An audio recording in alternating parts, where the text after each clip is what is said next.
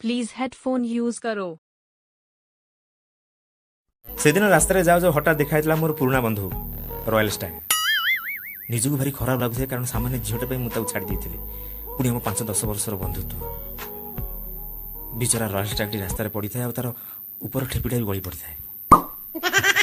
मत भारी लाज लगुता निज खराब भावुता कि सामान्य झीटे मुझे छाड़ी देती से झील मत राण देता कही मो मुंड छुई कह कि तुम से रॉयल स्टाग सहित मिसबनी कि कथा भी हेनी आ बदन झील बुद्धि पड़ी मुझे रॉयल स्टाग छाड़ी देती दुर्भाग्यवश से झील तो पड़ेगा ता सहित मो सांग भी हर बसली आबे मोर भल बंधु हूँ बाकाड़ी बाकाड़ी ब्लाक आ बेले बेले भावे कि आहू जदि कि झील मो लाइफ आसे मु এই বন্ধুকে ছাড়িয়ে দেবেন তো তালা দেখি ঝুমুছি মন মনে পড়ছি